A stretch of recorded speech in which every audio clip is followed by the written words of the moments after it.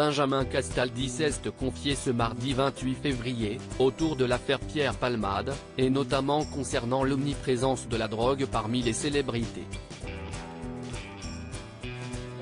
Plus de 2 semaines après les faits, les rebondissements n'en finissent plus dans l'affaire de l'accident de la route qui a fait 3 blessés le 10 février dernier et dans lequel Pierre Palmade était le conducteur.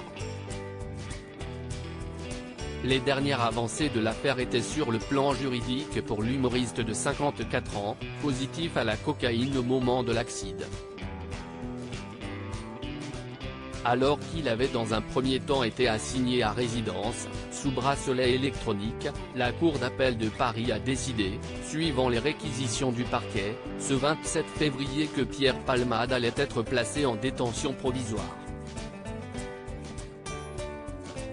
Alors qu'il aurait déclaré aux enquêteurs être dangereux à cause de la drogue, la nouvelle qui vient de tomber ne devrait pas arranger le dossier de l'acteur.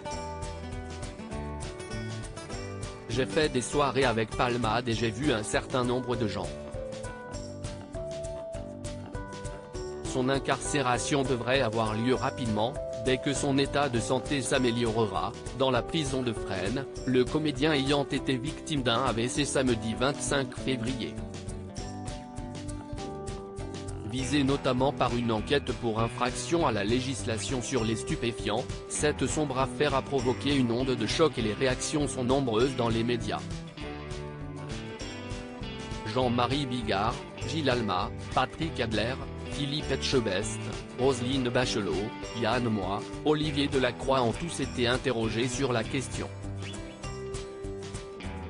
Ce 28 février dans TPMP, Benjamin Castaldi a donné son avis au sujet de la drogue omniprésente chez les politiques et les stars. Il y a quand même un beau bal des fossés LS concernant l'utilisation de la drogue dans notre métier, le show business commence-t-il. Avant de poursuivre sur son cas personnel, est-ce que ça m'est arrivé? La réponse est oui. J'ai fait des soirées avec Palmade et j'ai vu un certain nombre de gens.